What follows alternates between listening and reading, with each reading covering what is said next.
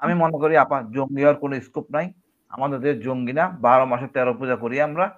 যদি হয় কেউ ওই ভুল তথ্য যেটা বললাম আমি এই যে টিস্যু বক্সের ইস্যু নিয়ে যে কথাটা উঠলো। আর অনেক অজ্ঞ লোক আছে না জেনে শুনে মানে আমাদের যারা কচুক্ষেতের সামনে রাত্রে বেলা যখন হাতিরা পলায় যাওয়ার পরে রাত ৮টার সময় কচুক্ষেতের সামনে বসে এসে বসে গেছে কচুক্ষেতের সামনে আয়নাঘর মুক্ত করতে হবে। আমি জানি গুলি করবে না। তো এই যে সেনাবাহিনী কাজটা করছে এটা বিপ্লবের অংশ। ডক্টর ইউনূস সরকার বোঝে নাই। ভারত আমাদের একমাত্র শত্রু। ভারতের আধিপত্য মুক্ত বাংলাদেশ এবং আমরা এটা শিখছি আওয়ামী লীগের দ্বিতীয় শত্রু। এটা আপনি এই ভাগিদার এই দাবিদার জঙ্গি হওয়ার কোনো স্কোপ নাই। জঙ্গি জিনিসটা সৃষ্টি হয় ভারতে। ওদের প্রেসক্রিপশন ওরাই গোলা বল সবকিছু দেয়। আমার দেশে তো মানে বোমা বানানোর মেটেরিয়াল নাই। ওদেরই আইডিওলজি ওদেরই দর্শন। বাট আমাদের বড় ভুল এত বৃহৎ একটা রাষ্ট্র জনসংখ্যার দিক থেকে আমাদের কোনো ইসলামী রিসার্চ সেন্টার নাই। আমার ধর্ম কি বলে আমি জানি না। আমার হুজুররা এক একজন যে বয়ান দেয় সেটা শুনি। আমি জাস্ট একটা ছোট্ট একটা উদাহরণ দেই।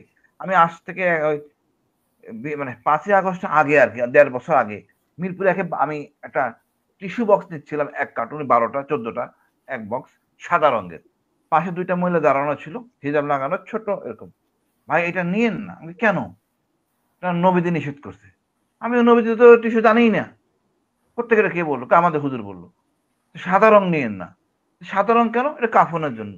দেখেন একটা মহিলা যদি ধারণ করে যে নবীজি সাদা রং কাফনের কাপড়ের জন্য ব্যবহার করতে বলছে, এটা ব্যবহার করা যাবে না।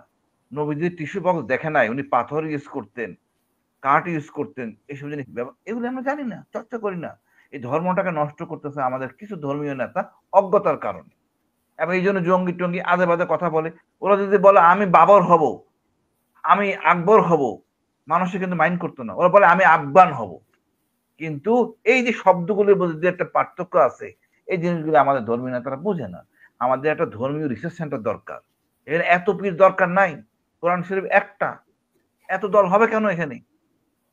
এখানে মানে মানে যেসব হাদিসের সমস্যা আছে এটা সংশোধন করে আমরা দেশটাকে এক পথে আনি। ধর্মীয় উস্কানিটা আমরা দেওয়া উচিত না।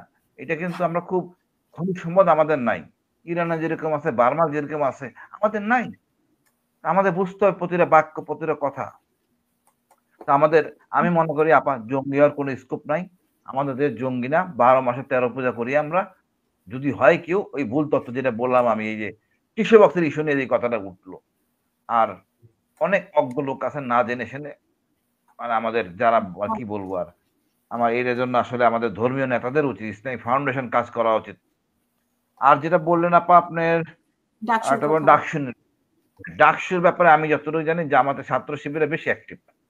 তারা হুম। প্রচারণা করছে আমার খুব ভালো লাগছে একটা জিনিস যে চাকমা একটা ছেলেকে মনে হয় মনোনয়ন দিছে। কিন্তু মনোনয়ন পেয়েছে তো আওয়ামী লীগের নেত্রীও পেয়েছে, মানে শিবিরে আচ্ছা আপা, দেখা যাচ্ছে যে ছাত্র সে আপনি মেসেজে ছাত্রদের আওয়ামী না লীগ। আপা, ছাত্রদের মধ্যে আপনি আওয়ামী লীগ বিএনপি ঢুকাবেন না। যেটা চিহ্নিত আওয়ামী লীগ অসৎ তাকে ঢুকান। ছাত্ররা সব ছাত্র। এদেরকে আওয়ামী লীগকে ট্যাগ করবেন না, জামাত বলে ট্যাগ করবেন না, বিএনপি বলে ট্যাগ করবেন না। এটা লেখাপড়া শিখতে আইছে। শিবিরের লেখাপড়া শিখবে। মনোনয়ন নিয়েছে লেখাপড়া নাকি? শেখার পর ও যাই করুক আপা লেখাপড়া শিখবে। আপনি মনে করেন ঢাকা ইউনিভার্সিটির ৪০,০০০ ছাত্র আছে। এর আওয়ামী লীগ ছিল না? প্রচুর আওয়ামী লীগ ছিল। এটা কি এখন আওয়ামী লীগ হাসিনা পলায় গেছে বইলা এটা লেখাপড়া ছেড়ে সব পলায় যাবে? এটা তো কাম্য না। এটা ছাত্র। ছাত্র হিসেবে অ্যাকসেপ্ট করতে হবে। আমি হুম। আমি এটাকে আমি মনে করি এই জাতীয় রাজনীতি জিনিসটা ছাত্রের মধ্যে ঢুকাবেন না। ওরা করুক ওদের মতো করতে দেন। এরা ভালো কিছু হোক, ভালো নেতা চাই আমরা। আমাদের নেতাদের মধ্যে অনেক সমস্যা আছে। আজকে এত বিতর্ক হইতো না। আমাদের নেতারা যদি ভালো থাকতেন আমরা এত বিপদে পড়তাম না। আমার মনে হয় আমার নতুন নেতৃত্ব দরকার, ভালো নেতৃত্ব দরকার। ওই বর্তমান যেগুলো বলা হচ্ছে টাকা পয়সার কথা, লজ্জার কথা। আমি জানি না আমার ধর্ম কি শিক্ষা দেয়। আমি উপার্জনের বাইরে আমি কোনো কিছু দিতে পারি না। আমার সরোয়ার ভাই বললেন যে অফিসে টাকা দিতে হয় ঘুষের জন্য। সরোয়ার ভাই কোন লোক সরকারি চাকরিজীবী ঘুষ ছাড়া চাকরি পায় নাই। একটা কনস্টেবল হইতে গেলে ৭ থেকে ১০ লাখ টাকা দিতে হয়। ওই কনস্টেবল টাকা চুরি করবেন, ঘুষ নেবেন তো করবেটা কি? ওই যে আপনি বললেন যে খাজনা দেওয়ার জন্য নিজের টাকা দিচ্ছি। তো ও তো ওই জায়গায় যাইতে পারে নাই। টাকা কে নিছে? এই রাজনীতিবিদরা নিছে। এই রাজনীতিবিদদের জন্যই আমাদের এই সমস্যাগুলো হইছে। আমাদের দরকার ভালো রাজনীতিবিদ। প্রতি মাসে হিসাব নিকাশ দিবে কত টাকা পাইছে। একইভাবে সরকারি কর্মচারীরা দিবে। তাহলে আইনের ঊর্ধ্বে কেউ না, দেশ ঠিক হয়ে যাবে। আমরা তো আসলে ইচ্ছে করে ঠিক হতে চাই না। যেসব জিনিস বিতর্ক আছে, ডক্টর ইউনূসের বড় ভুল করছেন আমার মনে হয়, ওনার গণভোট করা উচিত ছিল, ঝামেলা মিটে যেত, উনি আইনের ঊর্ধ্বে থাকতেন। এখন সংবিধানে নিবেন কি নিবেন না, কোন জায়গায় স্থাপন করবেন সনদ নিয়ে, আমি আরো বলবো, সনদটা যখন পাশ হয়ে ঘোষণাপত্র যখন পাঠ করা হয়, নেতারা ছিলেন পাশে, কে সেনাপ্রধান থাকতে পারতেন না পাশে? আপনারা তো অ্যাকসেপ্ট করছেন। আমিও মনে করি সেনাবাহিনী এই বিপ্লবের অংশ। সেনাবাহিনীর মধ্যে গুলি করবো না, তখন এটা আরো বিস্ফোরণ হয়, যে গুলি হবে না, এটা ফুর্তি। আমি চলে গেছি কচুক্ষেতের সামনে রাত্রেবেলা, যখন হাসিনা পলায় যাওয়ার পরে রাত 8টার সময় কচুক্ষেতের সামনে বসে এসে বসে গেছি কচুক্ষেতের সামনে, আয়নাঘর মুক্ত করতে হবে। আমি জানি গুলি করবে না। তো এই যে সেনাবাহিনী কাজটা করছে, এটা বিপ্লবের অংশ। ডক্টর ইউনূস সরকার এটা বোঝে নাই, তার জন্য সেনাবাহিনী দূরে চলে গেছে। উচিত ছিল ওই সময় ওনারা দাঁড়িয়েছিলেন, সেনাবাহিনীর পাশে থাকতো, উনি আরো বলিষ্ঠ হইতেন, শিক্ষিত হইতেন। যেমন ছাত্রদের বেলায় বলবো, এরকম কুসংস্কার থাকা উচিত না। সব কি সরকারি ঢাকা বিশ্ববিদ্যালয় করছে? পাবলিক বিশ্ববিদ্যালয় করে নাই?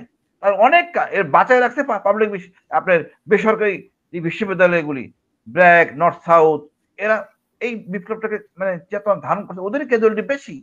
ইভেন ব্র্যাকের যে রেজিস্টার ড্যাব মানে তার নাম, সে ছাত্রদের সাথে বাইরে ছিলেন, 2 হাত ছাত্রদের সাথে, পুলিশ বাইরে। তারা তো ওন করে না। ওন যত না করবেন, আমি যেটা হাবিব ভাই বললাম, বড় ভাই আপনারা ওন করবেন, ছোটরা শ্রদ্ধা করবে।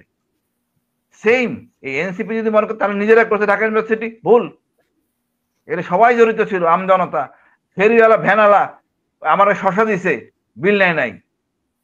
আমি তো প্রথম দিন থেকে শেষ দিন পর্যন্ত ছিলাম, রাত 1টা পর্যন্ত বাইরে। আমি পুরা বিপ্লবটাই দেখছি, আমি মজা লাগছে, আমি এনজয় করছি। দীর্ঘদিন বন্দী ছিলাম, হাসিনা আপনি জানেন, আমি 2টা বছর ঘরের ভিতরে, এবং আমি জানি কি কষ্ট। এই হাসিনার মতো ফ্যাসিস্ট যাওয়া, হেলিকপ্টার দিয়ে নিরোজনগর গুলি করে, এ কেউ কোনো প্রশ্রয় না। তবে ছাত্র একটা জিনিস শিখাই দিলে স্বীকার করতে, বিএনপির, ভারত আমাদের একমাত্র শত্রু, ভারতের আধিপত্য মুক্ত বাংলাদেশ, এবং আমরা এটা শিখছি, আওয়ামী লীগের দ্বিতীয় শত্রু। এইটা আপনি এই ভাগিদার, এই দাবিদার এই ছাত্রদের। আমি ওই নাহিদ টাহিদ বলবো না, নাহিদ মনে মার খেয়েছে, হাবিব ভাই বাদ দিয়েছে, নাহিদ কিন্তু পিছনে প্রচুর মার খেয়েছে, তার কালো দাগ ছিল। সুতরাং আমরা সব মিলে তো বাংলাদেশি, আমরা এত বিভেদ থাকবে কেন? ছোট ভাই ডাক দিয়েন, বড় দেশ, বড় দল, ডাক দিয়েন, কথা বলেন, চা খান, গল্প করেন, মিটে যায়। এক বাড়িতে এক ভাই আওয়ামী লীগ করবে, একবার বিএনপি, আওয়ামী লীগ তো থান নাই, বিএনপি করবে, একবার জামাত করবে, একবার কমিউনিস্ট করবে, অসুবিধা কোথায়? আমাদের টার্গেট থাকবে উন্নয়ন। দেশটাকে আমরা আগামী 100 বছর সামনে দেখবেন, আমরা আগামী 100 বছর দেশটাকে নিয়ে যাব, ধনী আর দরিদ্রের দূরত্বটা কমায় নিয়ে আসবো। আজকে আমি মিরপুর ডিউটিতে আছি, আমার পাশে বসতে যদি খেপে যায়, আমি ঘর থেকে নামতে পারবো না। আপনারা এমন কাজ করতেছেন, এই গরিবদের জন্য আমরা কিছু করি নাই, ওইদের জন্য করতে হবে। এরাই আমাদের বন্ধু, এরাই আমার প্রতিবেশী। আপা ধন্যবাদ।